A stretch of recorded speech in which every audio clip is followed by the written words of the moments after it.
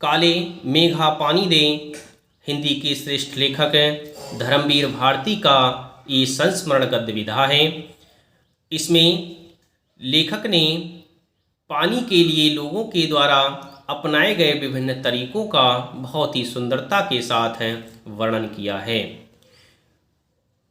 लेखक कहता है, उन लोगों के दो नाम थे, इंद्रसेना या मेढक मंडली।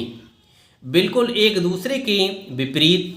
जो लोग उनके नग्न स्वरूप, शरीर, उनकी उछल कूद, उनके शोर शराबे और उनके कारण गली में होने वाली कीचड़ कौंधों से चिढ़ते थे, वे उन्हें कहते थे मेढक मंडली।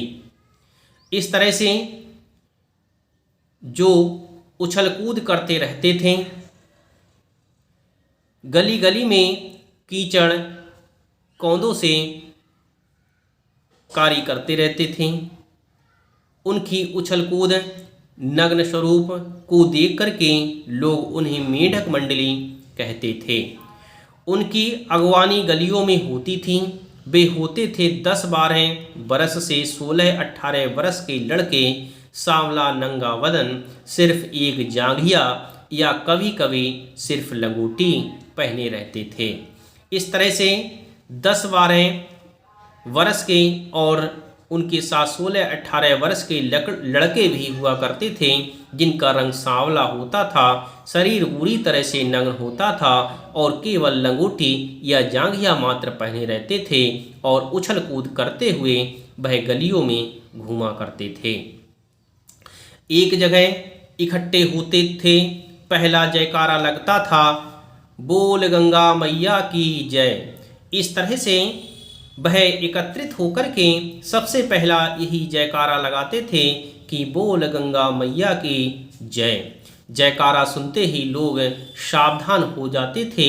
सभी समझते थे कि वह मेढक मंडली आ गई है और सभी उनके आने का संकेत समझ लिया करते थे। स्त्रियां और लड़कियां छज्जे वारजे से झांकने लगती थीं और यह विचित्र नंग धड़ंग टोली उछलती कूदती समवेत पुकार लगाती थी। इस तरह से वह टोली उछलती कूदती रहती थी और पूरी तरह से नग्न अवस्था में रहती थी, केवल लंगोटी मात्र पहने रहती थी। वह गलियों में घूमती रहती थी।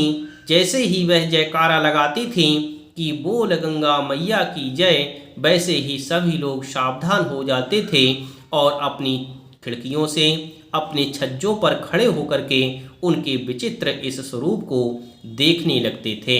वह टोली उछलती कूदती हुई इस तरह से पुकार लगाती थी, काले मेघा पानी दे, गगरी फूटी बैल प्यासा, पानी दे गुड़धानी दे, काले मेघा पानी दे। इस तरह से वह टोली गीत को गाया करती थी और गीत को गाते गाते उछल कूद भी किया करती थी।